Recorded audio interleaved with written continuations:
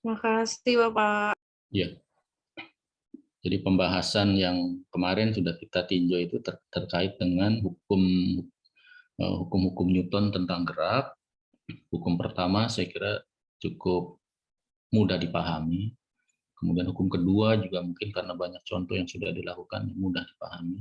Hukum ketiga di awal pembahasan memang tidak ada pertanyaan karena mungkin juga dianggap mudah, ya sebetulnya sih tidak susah ya, mudah.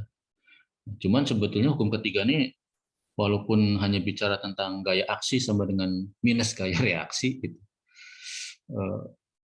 Tapi sebetulnya konseptualnya mendalam gitu ya, mendasar banget gitu. Sehingga untuk hal yang tertentu belum tentu kita bisa menjawabnya ya kan. Kadang-kadang hal yang sepele seperti ini, poin-poin ini biasanya terabaikan gitu kan.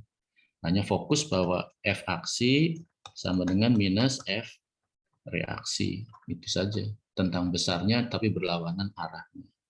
Tapi yang pertama ini sangat penting gitu, berinteraksi. Tidak harus bersentuhan gitu, tidak harus bersentuhan, dorong-dorongan ya kan misalnya. Nggak mesti. Yang penting ada interaksi antara benda satu terhadap benda yang lain. Ya. Jadi bendanya melakukan suatu akses gitu, ya kan. Misalnya suatu benda berada di permukaan bumi, ya kan, seperti ini bola misalnya, bola saya lempar ke atas, maka otomatis bola ini dia langsung akan melakukan suatu aksi, ya. Aksi itu adalah terhadap bumi kita. Nah, bumi kita melakukan reaksi terhadap bola yang kita lempar ke atas itu, ya. Ini adalah aksi reaksi tanpa kontak gitu, aksi reaksi tanpa kontak.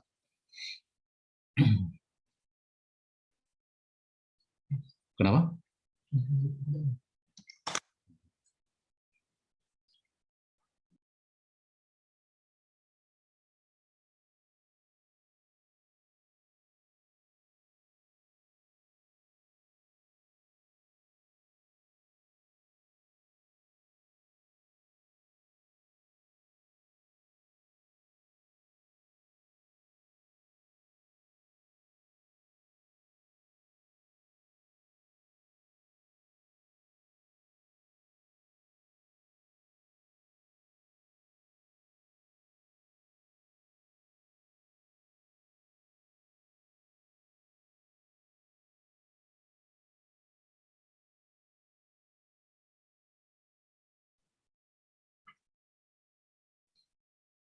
Sorry. Jadi interaksi terhadap dua benda. Kemudian terkait dengan besarnya memang sama. Ketika suatu benda melakukan aksi dengan gaya tertentu, maka benda yang lain juga melakukan reaksi dengan besar gaya yang sama. Aksi reaksi antara kedua benda yang seperti ini berkaitan dengan hukum gravitasi umum dari Newton, ya kan? Tetapi kalau tidak ada dua benda itu berinteraksi, maka tidak ada gaya aksi reaksi. Misalnya saya punya sebuah benda di sini ya, masanya misalnya M. Sudah otomatis memang benda ini akan mengalami atau memiliki gaya berat, ya, akan mengalami gaya gravitasi yang besarnya adalah M dikalikan G. Oke. Kemudian benda ini misalnya saya ikat dengan sebuah tali ke atas seperti ini, ya kan? Nah, kalau talinya ini memiliki bermassa, maka ketika tali mengalami gaya aksi, ya tali pun juga pasti akan mengalami gaya reaksi, ya kan? Yang besarnya sama dengan minus F aksi. Tetapi kalau umpamanya talinya itu tidak bermassa, dan rata-rata di dalam soal-soal fisika itu tali kan dianggap tidak bermassa, kemudian tidak ada gesekan, ya kan? Maka sebetulnya tidak ada gaya aksi reaksi. Ketika sebuah benda memiliki gaya gravitasi sebesar mg, maka gaya mg ini akan diteruskan aja gitu kan, akan diteruskan kemudian terhadap benda selanjutnya.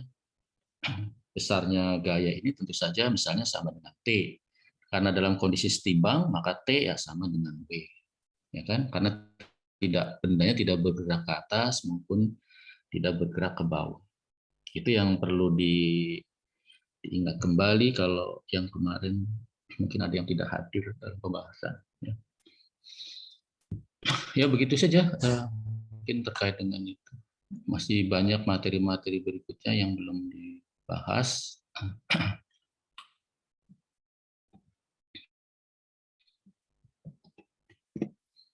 Kita lanjutkan lagi terkait dengan materi lanjutannya, yaitu tentang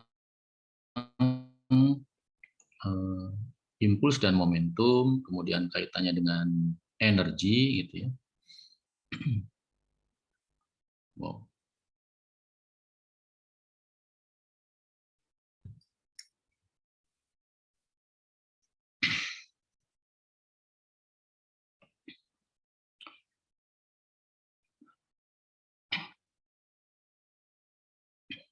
Pertama kaitannya dengan momentum.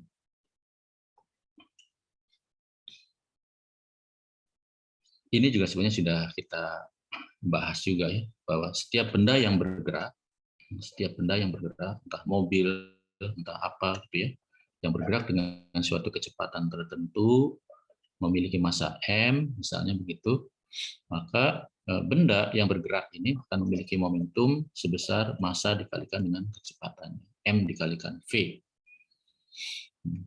Jadi setiap benda yang bergerak dan bermassa tertentu, maka dia memiliki suatu momentum yang besarnya adalah m dikalikan v.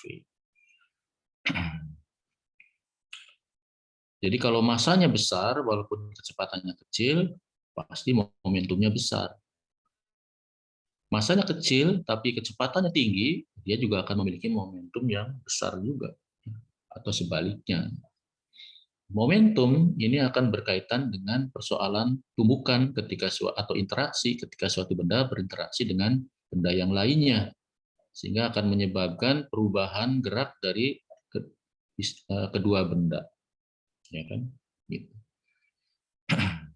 Nah, ketika sebuah benda itu kemudian memang mengalami interaksi terhadap benda yang lain seperti ini, otomatis nih A dengan B, ketika A memberikan suatu gaya atau melakukan suatu aksi terhadap B, maka B akan melakukan gaya reaksi terhadap A, besarnya sama, hanya arahnya berlawanan. Jadi kalau kedua benda ini mengalami tumbukan, ya jelas mereka akan ada aksi reaksi di situ, ya kan? Karena ada dua benda yang saling berinteraksi. Akibat daripada interaksi ini akan menyebabkan adanya suatu perubahan pada kedua benda tersebut. Perubahan itu adalah perubahan momentum tentu saja, ya kan? Yaitu delta P. Nah, delta P ini delta daripada MV. Atau kalau perubahannya sangat kecil sekali, maka delta P ya bisa kita tulis menjadi dP. dP ini sama dengan dmv. Nah, kalau massanya itu tidak berubah, maka M bisa kita keluarkan. Ya kan? Sehingga dP sama dengan mdv. dP ini misalnya berubah dari P1 menjadi P2, kemudian V-nya berubah dari tadinya V1 menjadi V2. Nah, integral dP ini berarti P dengan batas atas P2, batas bawah P1. Seperti ini. Ya, V juga demikian juga, ya kan? V1 ke V2. Nah, ini tentu saja sama dengan P2 dikurangi P1, atau biasa kita tuliskan sebagai delta P, gitu.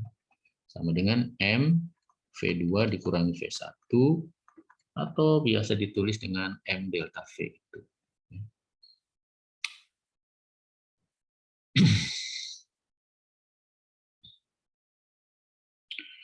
Tapi apa yang kita tuliskan di sini untuk kasus di mana massa benda itu tetap atau konstan.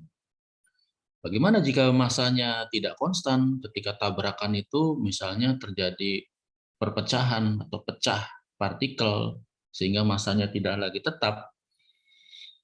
Kalau demikian halnya, maka M tidak bisa kita keluarkan, gitu ya.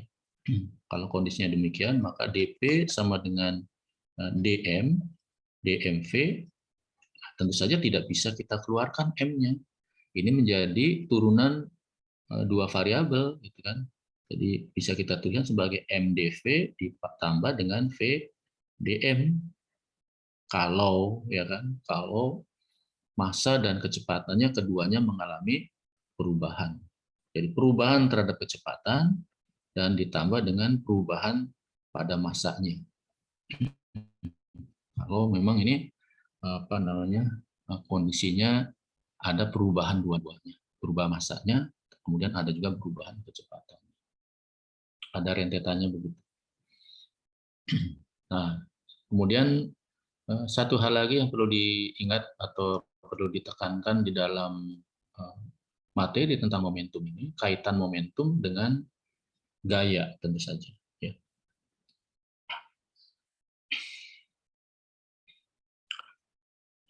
Kalau umpamanya suatu benda dalam keadaan diam, kemudian tiba-tiba dia bergerak, misalkan ya, terlempar gitu, blas gitu kan, tiba-tiba berada di titik ini, atau tadinya kecepatannya konstan, pelan, gitu, kemudian menjadi kecepatannya jadi tinggi, misalnya jadi V2, nggak tahu apa disembur angin apa gimana ceritanya. Ini secara konseptual hukum Newton, bahwa benda ini pasti mengalami suatu gaya, pasti ada gaya yang bekerja pada benda ini. Nah, berapa besar gaya yang bekerja pada benda ini? Ya tergantung perubahan kecepatannya itu berapa dalam waktu berapa. Gitu. Jadi ada hubungan antara perubahan kecepatan delta V dengan delta T-nya. Jika kita lihat di dalam kesamaan hukum Newton kedua, yaitu F sama dengan ma, ya, maka kita bisa tuliskan A itu sebagai suatu perubahan kecepatan atau dv per dt. Jika kita ingat lagi mdv per dt, ya kan? Nah, ini akan nyambung dengan apa yang tadi kita bahas di sini. Ya. Ada mdv atau, ya kan? Kemudian saya tuliskan sebagai m, nih, d, m v, kemudian bisa ditulis saya bilang sebagai m dv.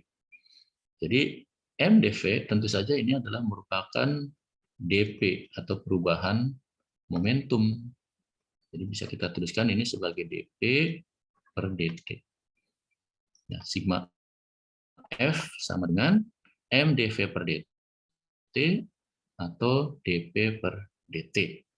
Nah, di sini kita bisa tuliskan hukum Newton yang kedua, yang biasanya ditulis sebagai sigma F sama dengan MA. Di sini saya tuliskan sebagai sigma F sama dengan dP per dt. Jadi keduanya adalah merupakan representasi hukum kedua Newton dalam dua rumusan yang berbeda. Yang satu mengaitkan gaya resultan gaya itu dengan adanya perubahan percepatan atau adanya percepatan, sedangkan yang kedua dikaitkan dengan adanya perubahan momentum. Jadi yang satu perubahan kecepatan, yang satu kita arahkan ke oke. Nah, cuman memang lebih populer sigma F sama dengan MA, sehingga sigma F sama dengan dP per dt seringkali tidak terlalu banyak disorot atau dipelajari atau dikaji. Nah, tetapi di dalam pembahasan fisika tingkat lanjut, sigma F sama dengan M dikalikan A ini menjadi tidak populer. Penggunaan sigma F sama dengan MA ini sebetulnya tidak banyak lagi digunakan dalam fisika tingkat lanjut. Kalian tahu kenapa sigma F sama dengan MA kemudian tidak banyak digunakan dalam perumusan fisika lebih lanjut? Karena benda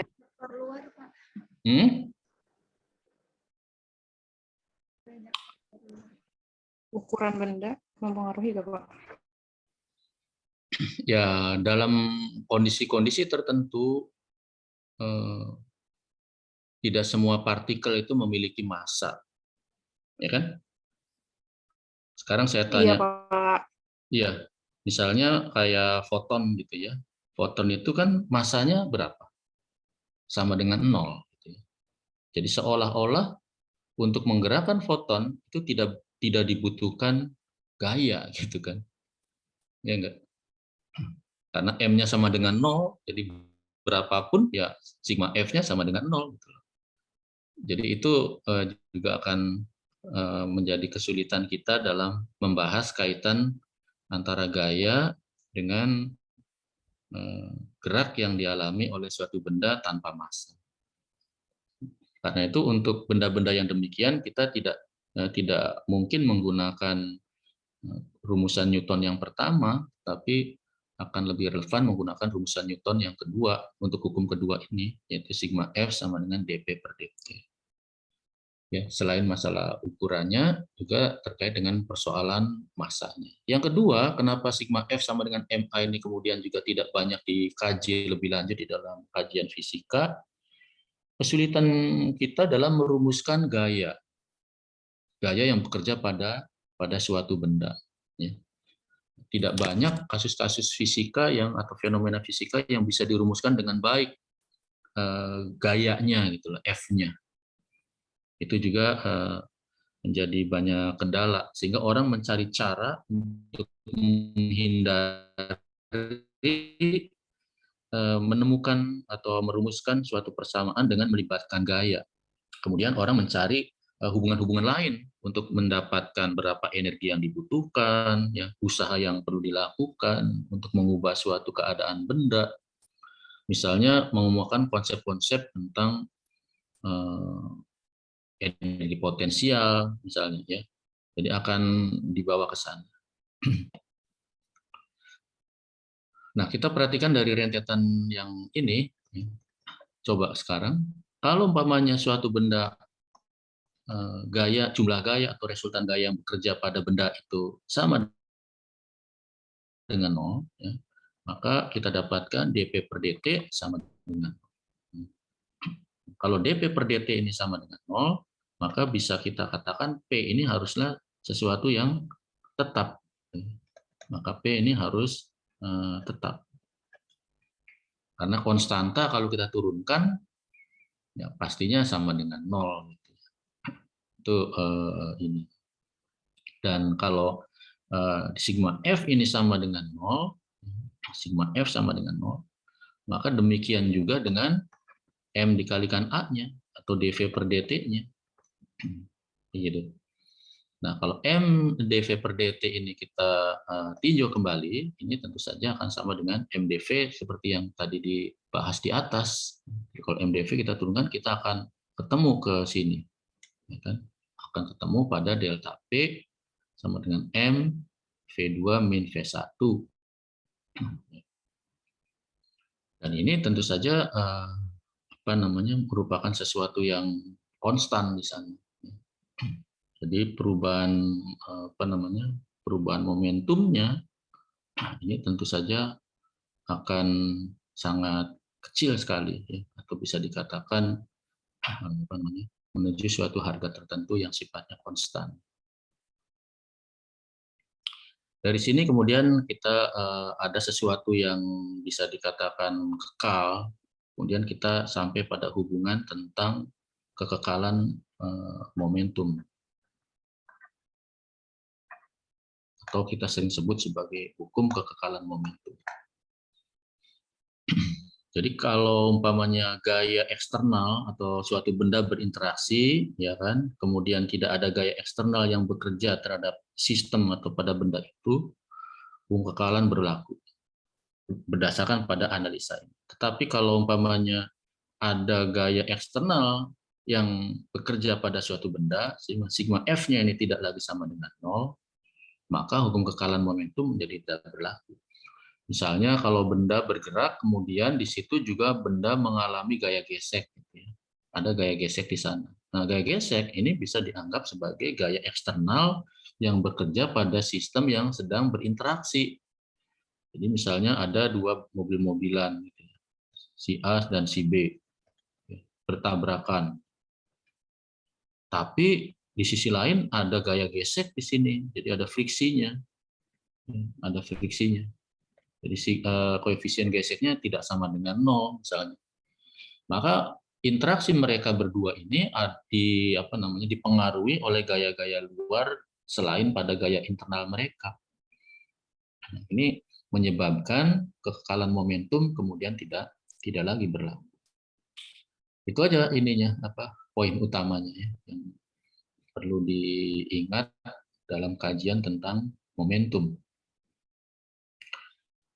Hal yang kedua, sepertinya kalau kita baca dari literatur ya terkait dengan kesulitan belajar dan seterusnya, itu mungkin terkait dengan masalah impuls. Ini pun juga sebetulnya berangkat dari kajian mengenai F atau sigma F sama dengan M kali A juga, ya kan?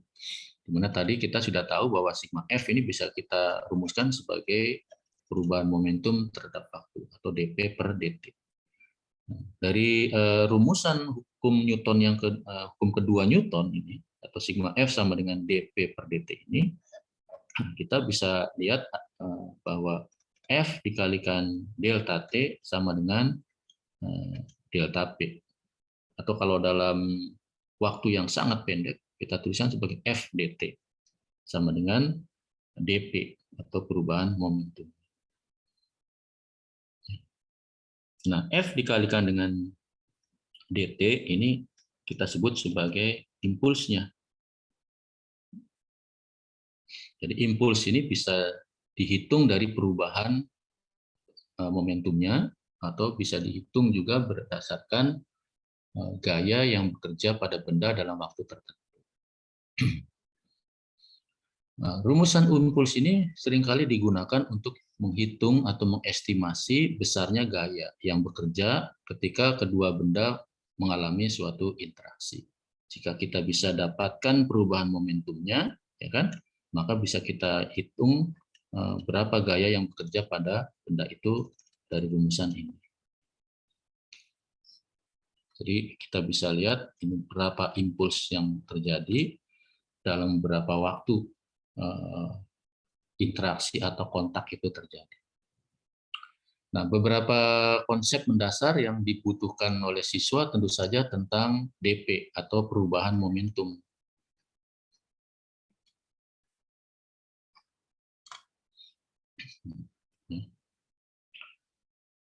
Misalnya, kalau kita baca di dalam literatur, yang seringkali siswa itu mengalami kegagalan pemahaman, ketika suatu benda, misalnya bermassa M, bergerak dengan kecepatan V, kemudian dia membentur tembok, misalnya, menghantam tembok, kemudian dia akan terpantul ke kiri, atau bergerak ke kiri ke sana, setelah benturan, ini V1, kemudian ini V2, hampir sebagian besar siswa menghitung bahwa perubahan momentum pada benda ini sama dengan 0.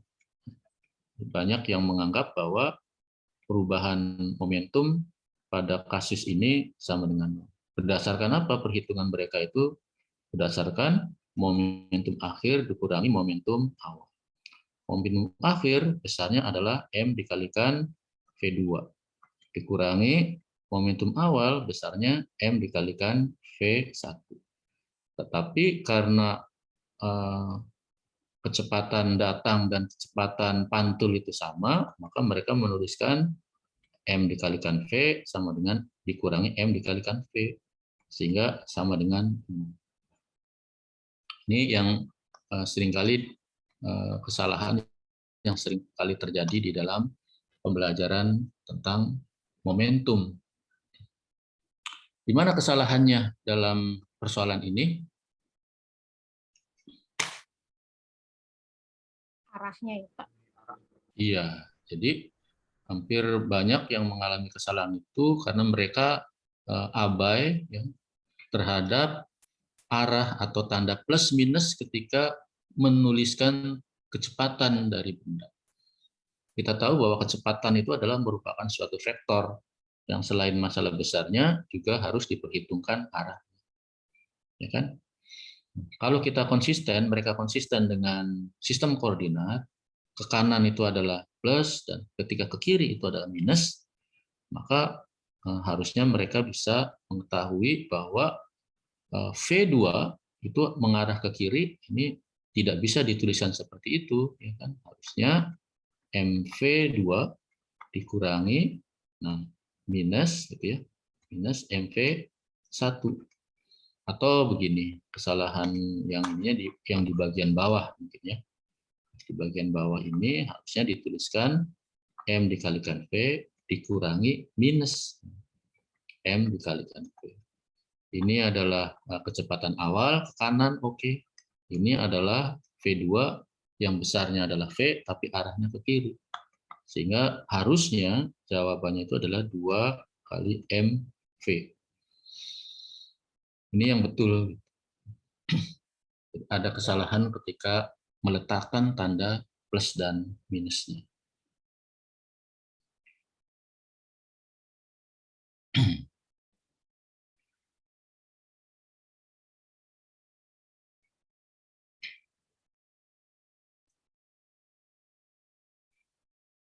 Gaya konservatif saya kira kemarin sudah kita bahas juga ya. Yang mana juga nanti biasanya dikaitkan dengan persoalan-persoalan tumbukan, momentum, dan lain sebagainya.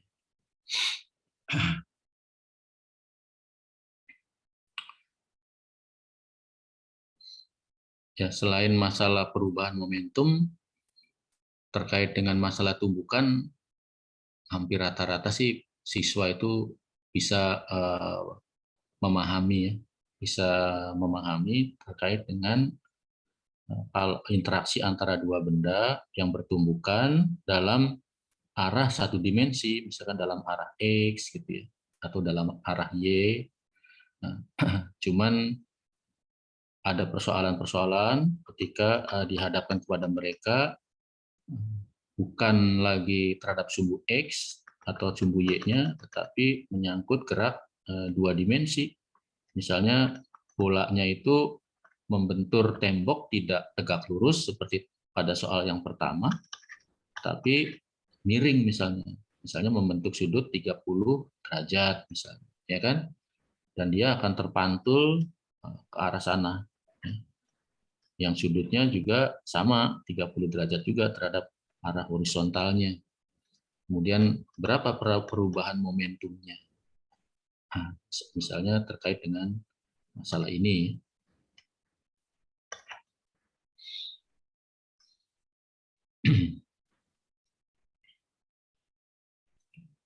Perubahan momentum tentu saja ada dua arah berbeda dengan tadi, hanya satu arah ya. Maksudnya satu arah itu kalau nggak ke kiri ke kanan. Tapi kalau membentuk sudut, maka gerak ini sebenarnya menyangkut mengenai gerak dua dimensi, karena benda bergerak terhadap arah X, ya, arah sumbu X, dan juga terhadap arah sumbu Y-nya. Jadi gerak ini merupakan gerak dua dimensi. Terhadap arah X juga ada perubahan terhadap arah sumbu Y. Sehingga untuk menghitung berapa perubahan momentumnya, tentu saja harus dilihat berapa perubahan momentum terhadap sumbu X dan berapa perubahan terhadap sumbu Y. Untuk mengetahui perubahan terhadap sumbu X dan sumbu Y, tentu saja kecepatan daripada benda itu harus kita proyeksikan, harus ditinjau terhadap sumbu X dan sumbu Y-nya. Ya kan? Ini sebelum tumbukan, ya kan? Ini sebelum, dan yang ini adalah sesudah. Nah, sebelum kita harus uraikan terhadap sumbu Y itu berapa dan terhadap sumbu X itu berapa.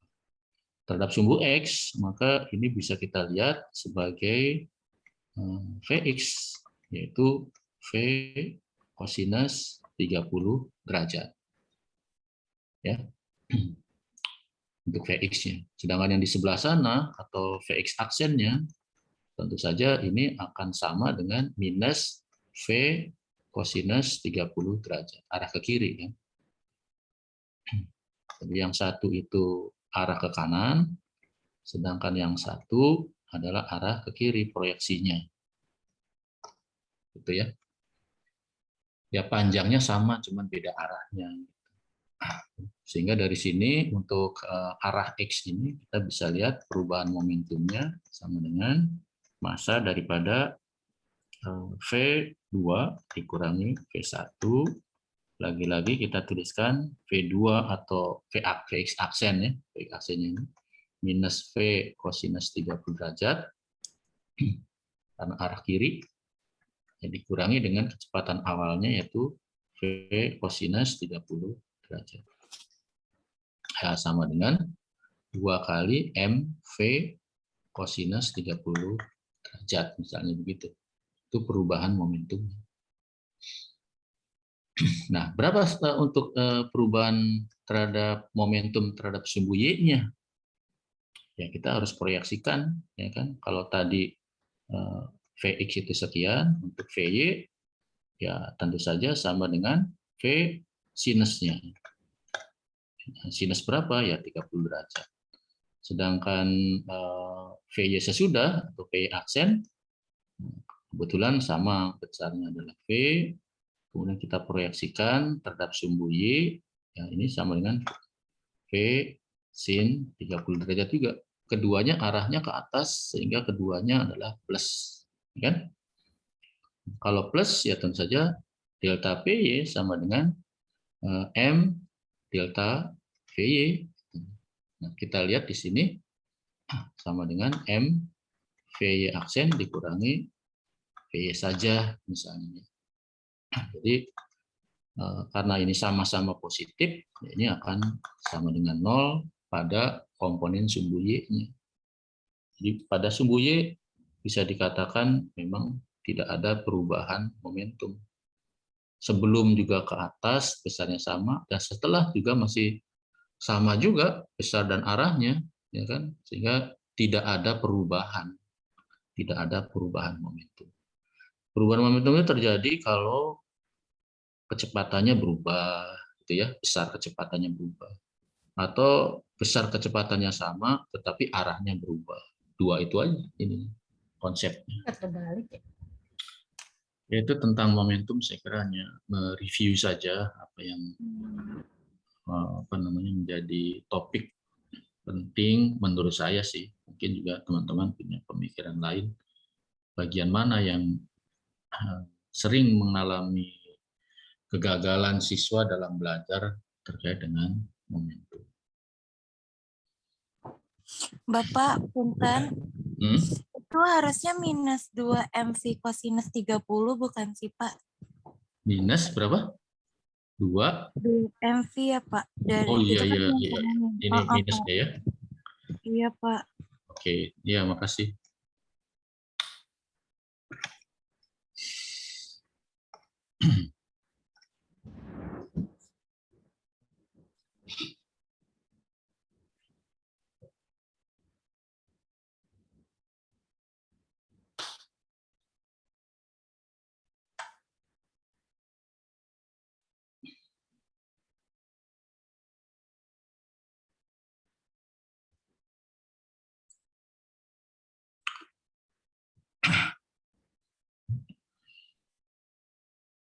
Nah, energi kemarin sudah dibahas ya? Atau belum ya? Saya juga agak lupa. Belum kayaknya. Belum, Pak. Belum ya? Ya, kita teruskan lagi. Tentang energi. Sepertinya sudah dibahas sebagian ketika kita mengkaji mengenai gerak benda, ya kan? Ketika suatu gaya yang bekerja pada benda itu merupakan fungsi dari posisi, ya kan? Jadi ketika benda itu merupakan gaya yang bekerja pada suatu benda itu merupakan fungsi daripada posisi, maka ada beberapa konsekuensi yang bisa kita lihat. Pertama, berdasarkan hukum Newton bahwa F sama dengan ma, ya kan? Maka F-nya itu adalah merupakan fungsi daripada posisi, kita tuliskan Fx. Maka percepatan ini bisa kita nyatakan dalam variasi atau dalam variabel terhadap X-nya dengan mencoba mengubah di mana A sama dengan dV per dt menjadi dV per dt, kemudian dV per dx ya. dV per dx mengubah terhadap perubahan terhadap x karena f-nya merupakan variabel dari x, kemudian dikalikan dengan dx per dt. Tapi karena dx per dt itu adalah v, maka saya bisa tuliskan sebagai v dv per dx. Yang saya kurungin ini sebetulnya sama dengan v. Sehingga dv per dx, dx per dt bisa saya tulis sebagai v dv per dx. Karena itu hukum kedua Newton bisa saya tulis menjadi m v dx dv per dx. mv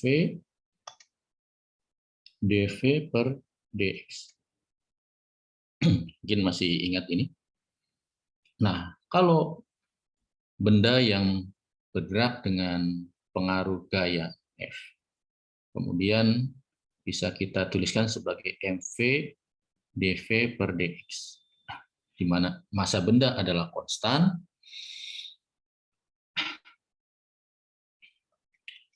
maka persamaan yang ada di sebelah kanan ini, bentar saya tuliskan dv per dx, maka persamaan yang ada di sebelah kanan ini bisa saya ganti menjadi d per dx, d per dx dari setengah mv kuadrat.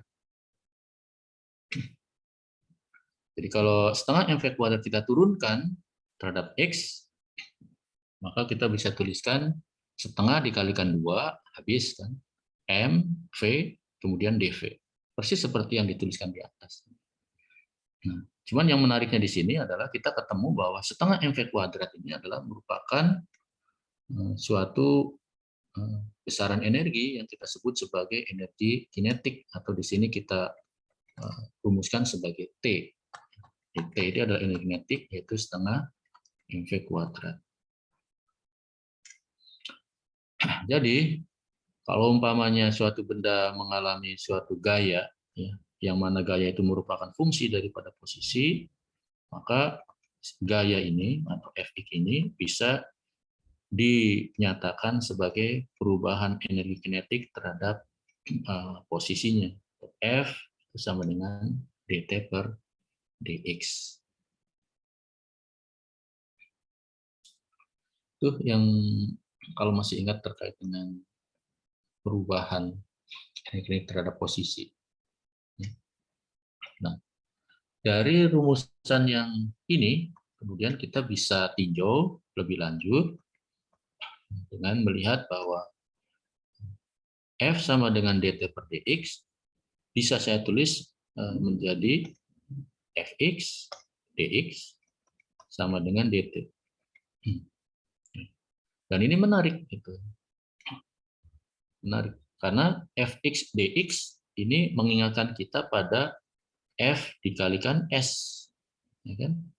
Ketika kita membahas mengenai energi atau usaha, kita masih ingat bahwa usaha itu adalah F dikalikan S, atau gaya yang bekerja pada benda dikalikan dengan perpindahannya, yaitu S itu. Fs atau Fdx atau Fdt gitu ya. Ketika F ini sejajar dengan perpindahannya. Tapi kalau tidak sejajar, ya tentu saja harus dihitung berapa sudut yang bekerja atau berapa sudut terhadap perpindahannya itu. Dan ini berlaku bahwa W sama dengan F dikalikan S itu jika F-nya konstan. Untuk F yang konstan. Nah, kalau umpamanya ini adalah S, ya. Kemudian grafik vertikal adalah F-nya. Maka kalau F dikalikan S, misalkan ini S, dan ini adalah F-nya, F dikalikan S itu sebetulnya adalah luas bidang di bawah kurva. Dan itu ternyata merupakan usaha. Dan ini adalah usaha. Apabila gaya yang bekerja pada benda itu tidak konstan, tidak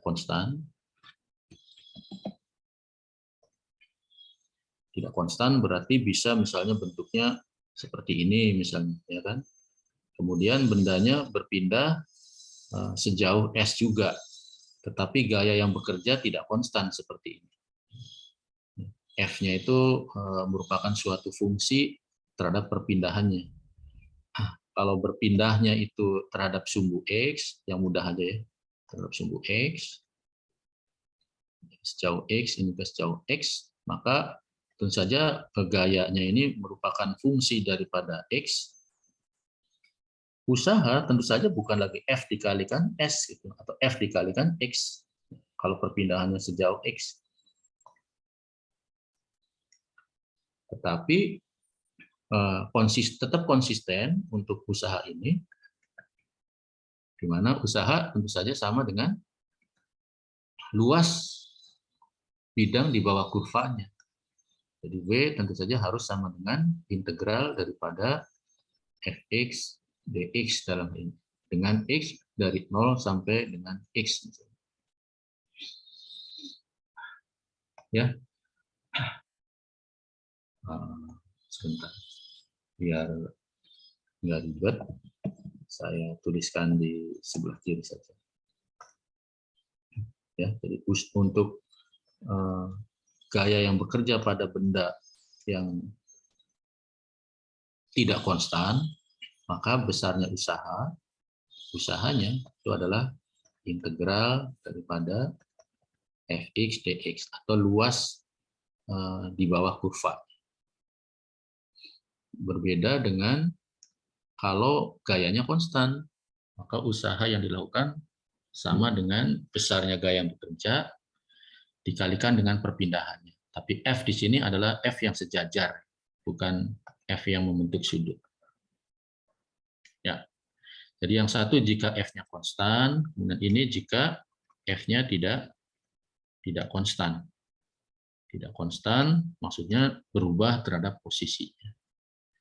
Balik lagi dengan yang di sini, dengan rumusnya yang di atas, di mana kita ketemu ketika kita sampai pada F sama dengan dt per dx, dan itu bisa dinyatakan dalam persamaan ini, atau F dx sama dengan dt, maka kita bisa integralkan sebelah kirinya dan kita integralkan sebelah kanannya.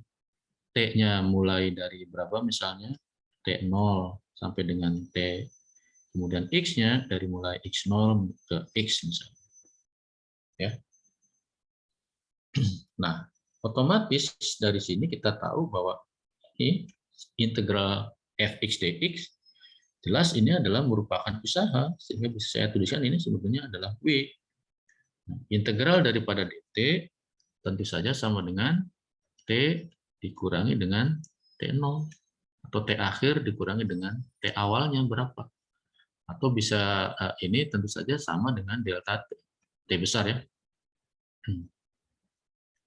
Dari sini kita bisa dapatkan ternyata untuk gaya yang berubah terhadap posisi, maka usaha yang dilakukan oleh gaya tersebut bisa dihitung berdasarkan besar perubahan energi kinetiknya, atau W sama dengan delta T itu.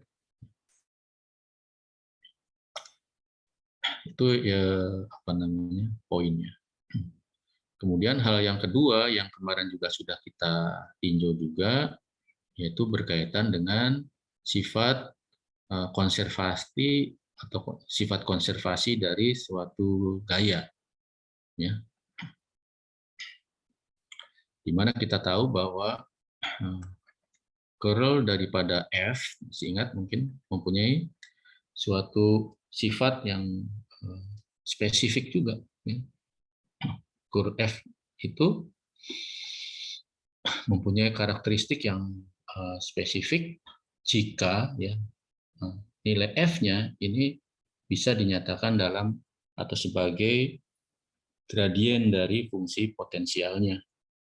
Ya. Jadi jika F-nya ini adalah merupakan gradien dari suatu fungsi potensial seperti ini keduanya itu mempunyai nilai sama dengan 0. Ya kan? Jika F-nya ini merupakan gaya konservatif. Jadi mesti bisa menunjukkan apakah suatu gaya itu konservatif atau tidak, bisa dilihat dari nilai curl daripada F-nya. Apa yang menarik dari sini? Yang menarik dari sini itu adalah sebetulnya terkait dengan nilai F itu sendiri. Jika kita tidak mengetahui nilai F yang bekerja pada suatu benda, tetapi kita bisa mengetahui fungsi potensialnya, maka kita bisa menghitung besaran-besaran lain dengan menggunakan fungsi potensial itu. Kalau F-nya itu adalah konservatif, maka F itu bisa kita cari dari perhitungan gradien daripada fungsi potensialnya. Nah, fungsi potensial ini pun juga sering ditulis tidak V, tapi dalam bentuk seperti ini. Tapi ini untuk F yang sifatnya konservatif atau curl daripada F-nya ini sama dengan 0. Apa itu gaya konservatif? Gaya konservatif adalah suatu gaya yang usaha yang dilakukannya itu tidak bergantung kepada lintasannya, tetapi hanya bergantung pada posisi awal dan posisi atau kondisi awal dan kondisi akhirnya saja. Contoh daripada gaya konservatif kemarin sudah kita bahas, contohnya misalnya gaya gravitasi, ya, gaya pegas, ya, itu gaya elektrostatik. Ini semuanya adalah merupakan gaya-gaya konservatif, di mana nilai curl-nya ini sama dengan 0. Punya sifat-sifat seperti itu. Tuh kalau kita lihat yang pembahasan yang lalu, kalau tidak salah. Nah, kemudian berkaitan dengan masalah energi gaya gravitasi sebagai contoh. Ini misalnya adalah ini adalah bumi. Ini adalah misalkan adalah bumi, masanya misalnya M. Kemudian kita tinjau misalnya ada suatu benda bermasa M kecil. Oke. Maka antara M kecil dengan M besar atau benda bermasa M kecil dengan benda bermasa M besar ini tentu saja ada interaksi ya, yang dalam bentuk interaksi gaya gravitasi yang sifatnya aksi reaksi. Besar gaya antara kedua benda ini, interaksi antara kedua benda ini tentu saja merupakan gaya konservatif. Ya, kenapa? Karena F-nya itu akan sama dengan minus G M besar M kecil per R kuadrat, yang kalau kita curlkan ini sama dengan 0. Jadi interaksinya itu seperti itu. Anda bisa buktikan nanti apakah F sama dengan min G M besar M kecil per R kuadrat konservatif atau enggaknya, ya tinggal kita cari curlnya saja.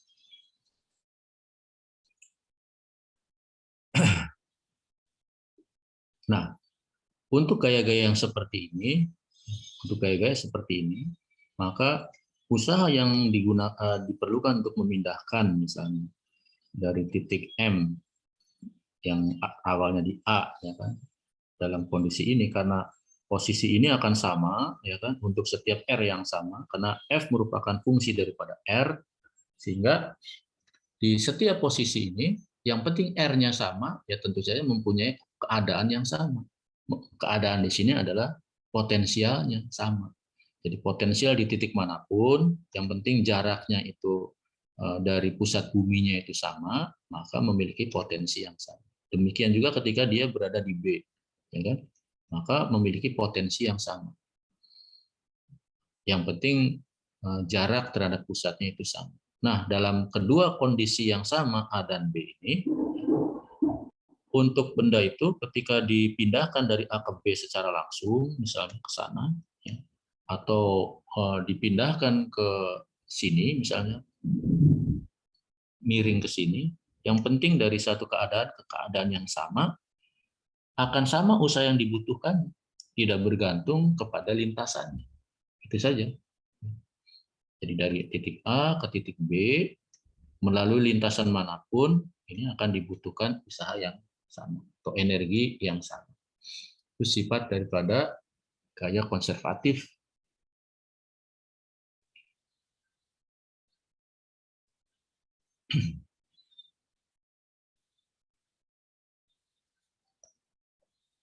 Oke.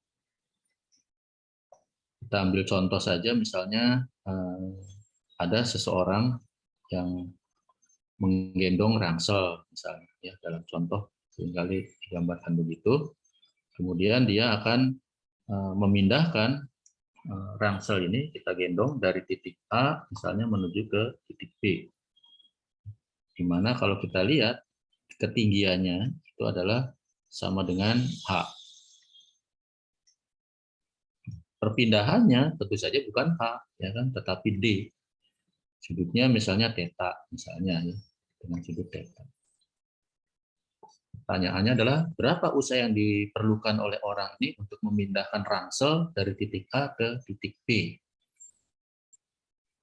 Nah, dalam konteks ini tentu saja gaya yang bekerja pada ransel tentu saja sama dengan W, sama dengan M dikalikan G. Ya, arahnya ke bawah tentu saja, ya kan? Karena ini kan merupakan gaya berat, F-nya tentu saja ke bawah. Tapi perpindahannya tentu saja ke sana, kan? Perpindahannya tentu saja arahnya miring ke sana. Perpindahan daripada ransel ini. Jadi yang ke sana itu adalah D-nya, sedangkan gayanya sendiri tidak menuju ke D, tetapi ke bawah. Nah, untuk situasi seperti ini, maka kita harus menghitung usaha, ya, yang dilakukan oleh gaya, dalam hal ini adalah gaya gravitasi. Itu usaha yang dilakukan adalah W sama dengan bukan lagi F dikalikan D, tapi harus kita hitung besarnya gaya yang searah dengan perpindahannya, bukan searah ya istilahnya, apa ya, yang sejajar dengan perpindahannya. Berapa arah yang searahnya? Ya ini, ya kan? Yang sejajar itu yang ke sini. Berarti F-nya ini harus kita proyeksikan terhadap arah daripada D. Ya, begitu. Nah, kalau dari sini kita lihat, kalau sudutnya itu adalah misalnya adalah D di sini, maka tentu saja besar sudut ini akan sama untuk bagian atasnya, yaitu sama-sama theta. Karena ini pun juga theta juga. Jadi bisa dikatakan sebagai sudut yang berseberangan. Jadi besarnya gaya itu adalah M kali G, maka untuk yang searah dengan D, ini adalah sama dengan W cosinus theta. Yang biru ini, yang arah cuman minus gitu ya. Jadi kalau kita tuliskan di sini, F yang searah dengan D, tentu saja yang searah, ya kan? Ini sama dengan, atau biasa kita tuliskan sebagai F dot D, ini sama dengan F, bukan F, tapi W cosinus theta, ya kan? Kemudian D-nya ya sebesar D. Oke. Nah, arahnya ini berbeda, ya kan? Yang satu ke kiri, yang satu ke kanan. W sendiri bisa kalian ganti sebetulnya, yaitu dengan M kali G. Minus MG cos theta dikalikan dengan D. Itu adalah usaha yang dilakukan oleh gaya gravitasi, ya, untuk memindahkan benda dari A ke B. Nah, bagaimana kalau umpamanya kita lihat orangnya bukan dari sana, tetapi dari bawah, atau lintasannya diambil dari bukan D, tapi C. Bukan dari A startnya, tapi dari C, yang mana tegak lurus. Kalau perhatikan di sini, W ini sama dengan minus MG. Nah, D cos theta, ya, D cos theta. Betul nggak sih? Atau saya ada yang salah?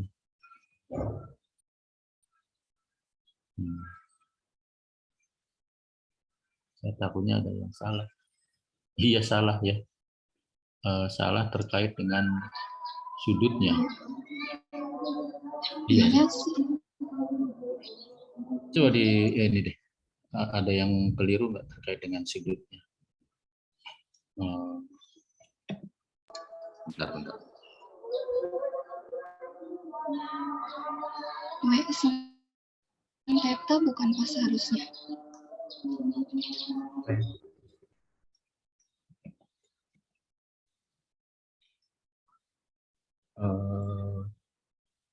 Salah nih ya kelihatannya ya. Kalau kita tarik dari sini ke sini, ini theta sini memang betul. Ini theta sana dengan sini.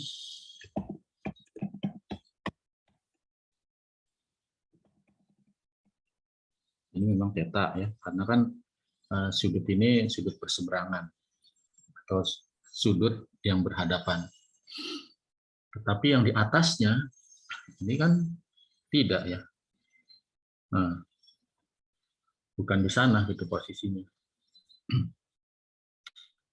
Bentar, agak rumit nih. Bentar, saya ganti dulu yang enggak complicated.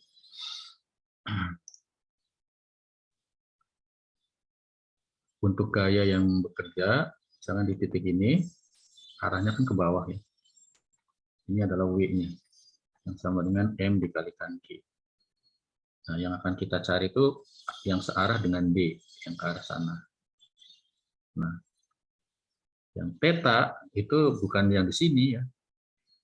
Kalau kita lihat itu bukan yang di sana karena tidak berseberangan nih antara theta dengan yang sudut yang di sini. Tidak berseberang, jadi bukan itu sudutnya, tetapi sudutnya itu yang ini. Ini adalah W-nya, ya. Berarti panjang daripada vektornya yang ini tentu saja sama dengan W sin theta, ya kan? Karena bukan ini sudutnya. Ya, ada kesalahan di situ. Oke. Nah, di sini bukan cos tetapi sin, sama dengan sinus theta dikalikan D. Nah, MG saya keluarkan, kemudian di sini kita lihat ada D sin theta. Nah, kalau kita lihat D sin theta yang ini dengan theta yang ini itu akan ketemu dengan sama dengan H. Ya kan? Sama dengan ini D sin theta itu. Sehingga kita bisa tuliskan minus MG dikalikan H, W-nya. Nah, maksud saya ketika suatu benda itu dipindahkan dari A ke B, itu ternyata besarnya sama dengan kalau kita pindahkan dari C ke B. Karena antara A dan C itu memiliki keadaan yang sama, ya kan? Usaha yang dibutuhkan itu tidak berbeda, akan sama. Ini khas untuk gaya yang sifatnya konservatif, di mana usaha yang dibutuhkan untuk memindahkan suatu benda tidak bergantung kepada lintasannya, tetapi hanya bergantung pada keadaan awal dan keadaannya, bukan posisi, keadaan awal dan keadaan akhir. Itu relevansi atau konsekuensi dari gaya konservatif yang tadi kita bahas, dan itu adalah sebagai contoh yang dimaksud dengan konservatif itu begitu.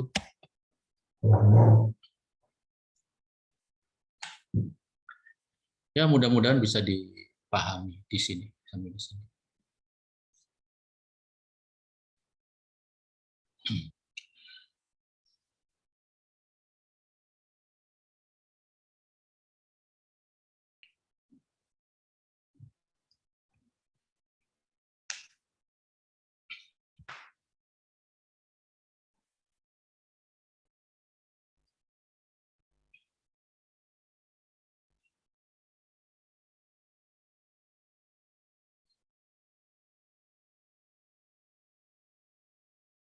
Mungkin ada yang ingin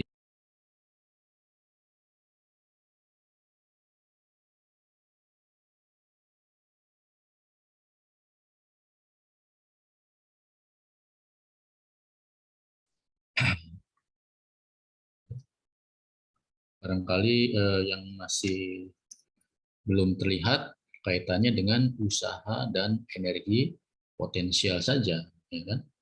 Tapi kalau kita tinjau di sini sebenarnya sudah terlihat perubahan energi kinetik sudah kita bahas. Kemudian F sama dengan min berapa nih? Yang dari sini F sama dengan minus gradien daripada V. Kalau F-nya itu adalah merupakan fungsi dari X saja, maka ini bisa kita tuliskan lambang del-nya ini sebagai dV per dx. Seperti itu. Nah, ini pun akan bisa kita tulis sebagai Fx dx sama dengan min dV. Lagi-lagi kalau kita integralkan kiri dan kanan, ini yang sebelah kiri ini sama dengan W, itu sama dengan usaha juga ketemu. Kemudian integral dV kalau kita tuliskan adalah min V dengan batas misalnya V1 dan V2.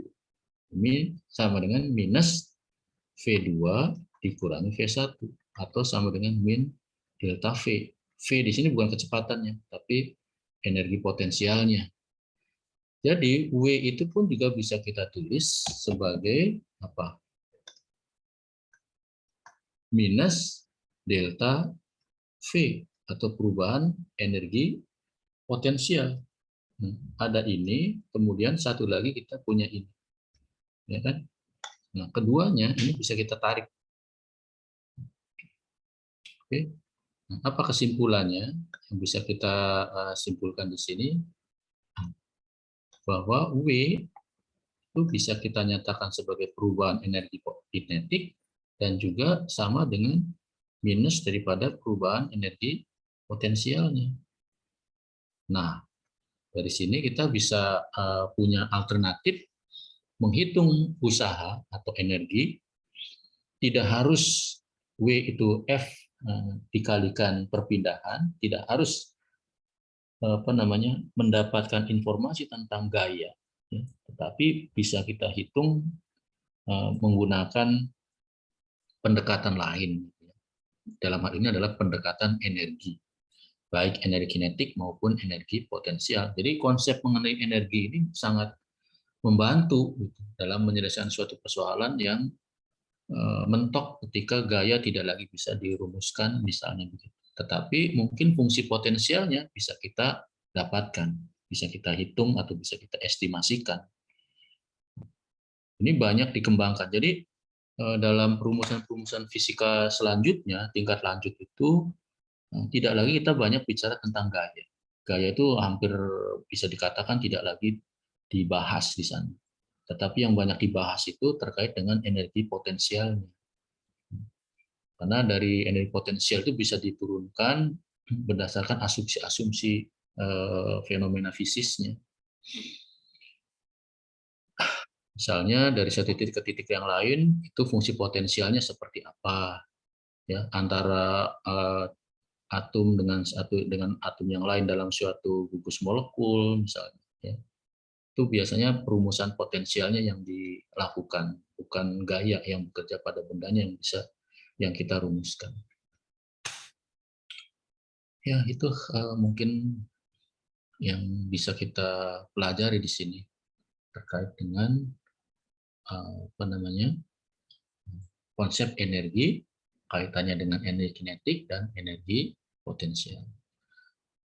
Apalagi yang bisa kita rumuskan dari sini? Kalau kita telusuri lagi berkaitan dengan gaya konservatif atau gaya yang bergantung pada posisi itu, delta T. Delta T ini kan sebetulnya adalah perubahan energi kinetik, berarti energi kinetik akhir dikurangi energi kinetik awal, sama dengan minus energi potensial akhir dikurangi energi potensial awal, kan begini. Atau bisa saya tulis menjadi minus V2 ditambah V1. Ya kan? Ini T2 dikurangi T1. Begitu. Dan kalau kita tuliskan, maka saya bisa tuliskan T2, V2 saya pindahkan ke kiri, T1 saya pindahkan ke kanan, akhirnya kita dapatkan kondisi begini. Ya kan? Ini kondisi akhir, ini adalah kondisi awal. Energi kinetik akhir ditambah energi potensial akhir sama dengan energi kinetik awal ditambah energi potensial awal. Ya kan?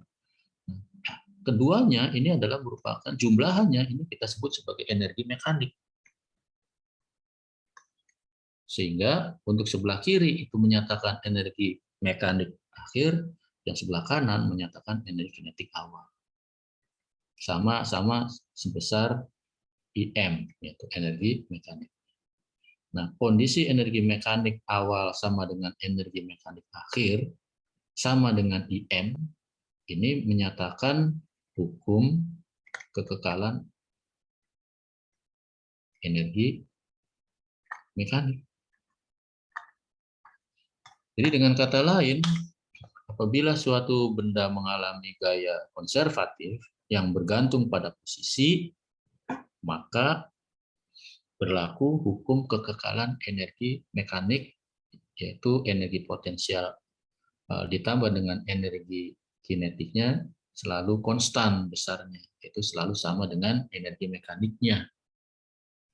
Nah, kekekalan energi ini juga banyak penerapannya di bidang fisika gitu ya, dan menjadi tema-tema yang menarik di tingkat SMA, ya kan?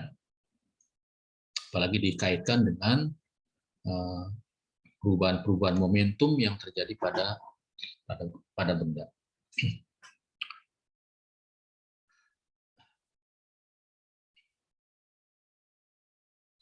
Kita ambil contoh misalnya dalam kasus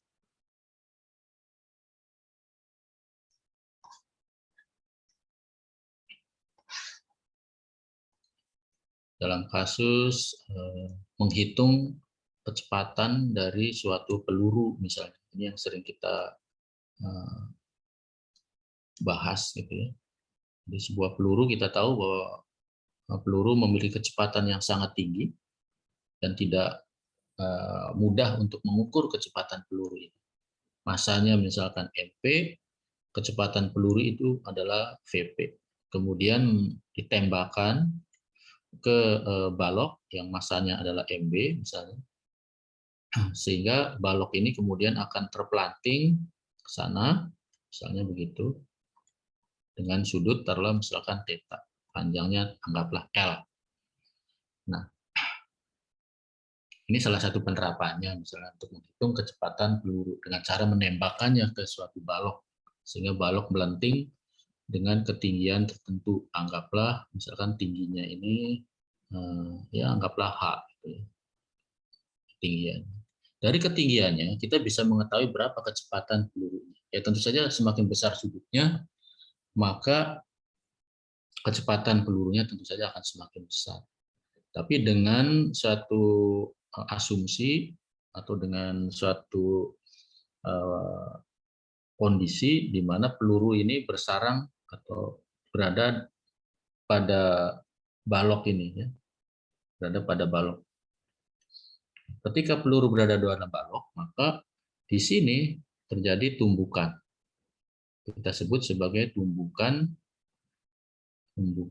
tidak lenting. Tidak lenting sama sekali. Tidak lenting.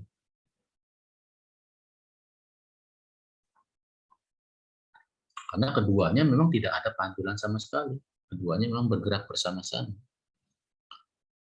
Nah, dari kondisi sebelum dan sesudah ketika menyentuh ini, tentu saja kecepatan daripada gerak balok ini merupakan kecepatan yang sama dengan kecepatan pelurunya.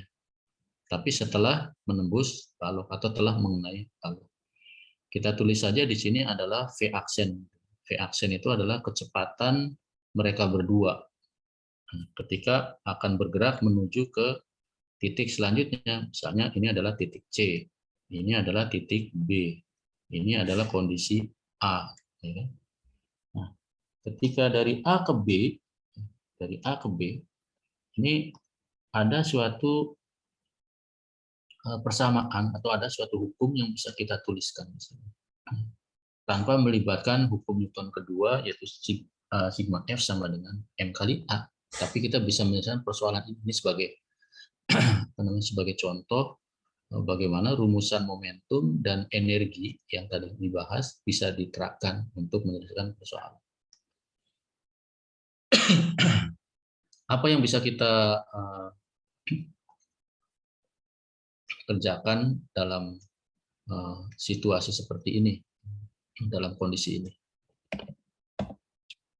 Untuk kondisi ini tentu saja antara A dan B ini bisa kita tinjau berlaku hukum kekekalan momentum, ya kan? Karena ada interaksi, ada tumbukan antara kedua benda, di mana berlaku momentum awal, ya kan, sama dengan momentum akhir. Momentum awal dari mana? Ya dari sistem. Sistem yang mana? Ya sistem yang berinteraksi. Yang berinteraksi apa? Yang tumbukan. Ya, kita tinjau saja, misalkan momentum awalnya berarti ada apa saja di sini? Ada peluru dan ada balok. Jadi momentum awal daripada peluru ditambah momentum awal daripada balok. Kemudian sama dengan momentum akhirnya. Momentum akhirnya setelah pertumbukan, ya kan, PAA daripada peluru dan balok yang menyatu, tidak lagi bisa dihitung masing-masing sebetulnya. Ya kita tuliskan saja P peluru dan P balok setelah terjadi tumbukan. Jadi P aksen peluru, P aksen balok gitu ya. Nah, masa momentum awal peluru, ya tentu saja massa dikalikan dengan massa peluru, kecepatan peluru. Kemudian massa balok dikalikan dengan kecepatan baloknya kan 0, karena kan tidak bergerak. Momentum peluru akhir, ya tentu saja massa peluru dikalikan dengan kecepatannya, ditambah massa balok dikalikan dengan kecepatannya. Kecepatan peluru dan kecepatan balok tentu saja sama, ya kan, di sini dalam P akhir, karena kedua-duanya bergerak bersama-sama ke atas, bersama-sama V aksen, V aksen. Dari sini kita bisa tuliskan sama dengan V aksen dikalikan M peluru ditambah massa balok MB. Sehingga dari sini kita bisa hitung, ya kan, bisa kita hitung kecepatan peluru itu sebenarnya sama dengan V aksen, atau bisa ditulis sebagai MP dikalikan MB dikalikan dengan V aksen dibagi dengan MP. Masalahnya kita tidak tahu berapa V aksen. Itu aja problemnya. Kita tidak tahu berapa besar V aksen itu. V aksen itu adalah kecepatan kedua benda ketika mulai bergerak ke atas. Nah, untuk menghitung berapa V aksen, kita bisa menggunakan pendekatan kekekalan energi. Karena ketika dari B ke C, mereka tuh terbang itu dipengaruhi oleh gaya gravitasi, dan gaya gravitasi itu adalah merupakan gaya konservatif, ya kan? Sehingga kita bisa memanfaatkan hukum kekekalan energi mekanik. Ya, hukum kekekalan energi mekanik di sini. Di mana energi mekanik awal sama dengan energi mekanik akhir. Energi mekanik awal tadi sudah dikatakan adalah T awal ya, ditambah V awal sama dengan T akhir ditambah dengan V akhir dari mereka yang atau dari benda yang mengalami perubahan. Berapa energi kinetik awalnya? Energi kinetik awalnya tentu saja adalah setengah M. Nah, M-nya ini karena gabungan kan, mereka ada balok dan ada peluru, ya kita tuliskan sebagai MP ditambah MB. V, kecepatannya berapa? Yaitu V aksen. V aksen kuadrat. Kan? Karena keduanya bergerak dengan kecepatan V aksen. Bentar ya, pindahin. Nggak cukup.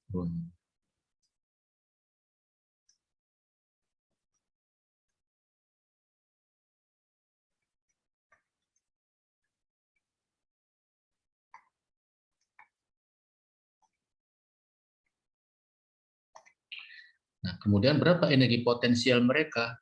Energi potensial mereka di titik ini misalnya dianggap sebagai titik acuannya, sehingga sama dengan 0. Kita ambil sebagai titik acuan. Jadi tidak ada, kalau titik acuan dan dia sendiri berada di situ, otomatis kan ketinggiannya tidak ada. Tidak ada ketinggian, berarti ya sama dengan 0. Atau kalau mau ditulis lengkap dulu juga boleh. Ini sama dengan MP ditambah MB, gravitasi, dan H-nya. Cuman H-nya kan 0 kalau kita gunakan sebagai acuan. MGH kan. Kemudian T2.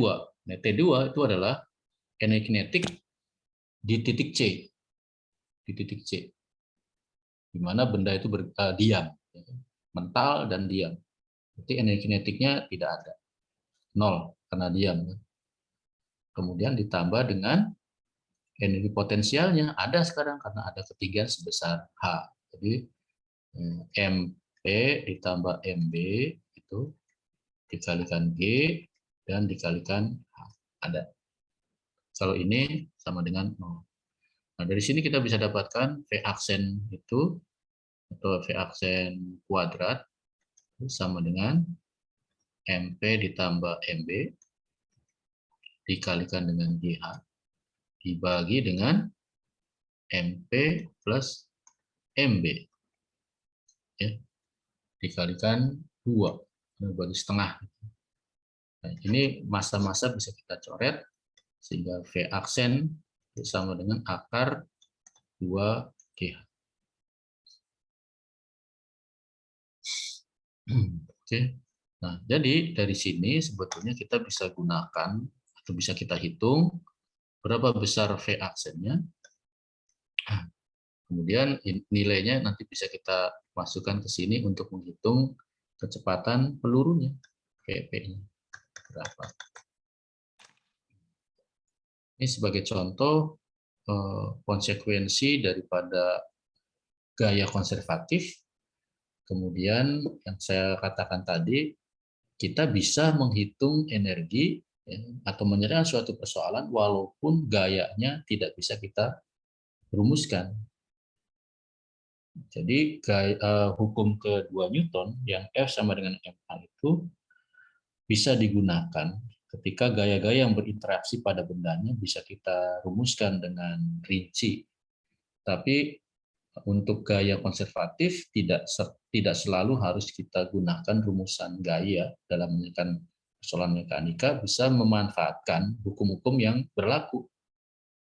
Misalnya adalah hukum kekekalan momentum, hukum kekekalan energi mekanik, ya kan, terutama hukum energi mekanik yang bisa kita gunakan untuk menyelesaikan persoalan. Ya, itu kaitan dengan energi kinetik dan energi potensial dan hubungannya dengan gaya konservatif. Saya kira dari gambar ini mungkin bisa dipahami ya.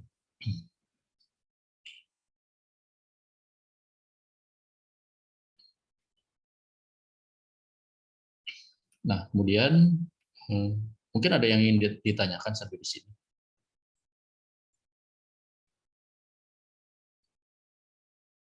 Nah, terus terang saja sampai sekarang untuk mendemonstrasikan di kelas ya, terkait dengan kekekalan energi ini, energi mekanik ini, bisa dikatakan masih jarang ditemukan perangkat-perangkat ya, alat-alat peraga yang bisa digunakan.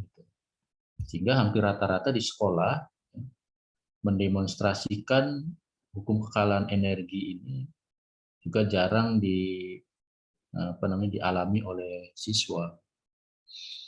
Pertama, ketika benda ini melesat itu juga cukup cepat gitu ya, sehingga dulu kita tidak punya perangkat yang cukup baik untuk bisa menangkap gerakan benda. Tapi sekarang banyak perangkat-perangkat teknologi yang bisa kita gunakan untuk bisa menangkap gerak benda. Apakah pembahasan-pembahasan tentang ini akan tetap seperti ini? Ya. Tetap hanya menggunakan perumusan-perumusan matematik saja. Ya.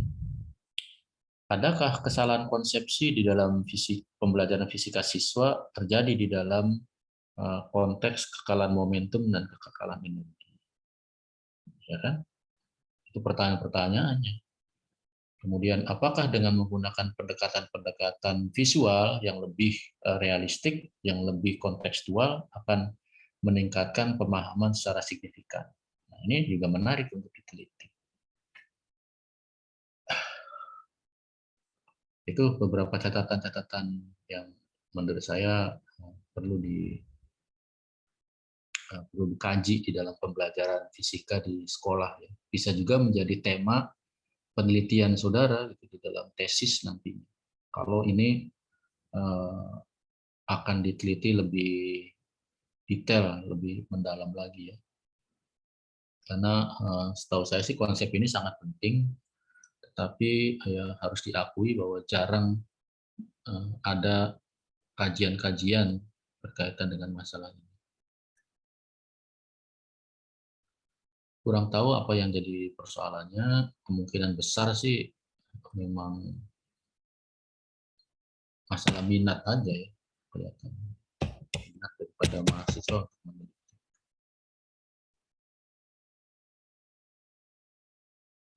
Ya,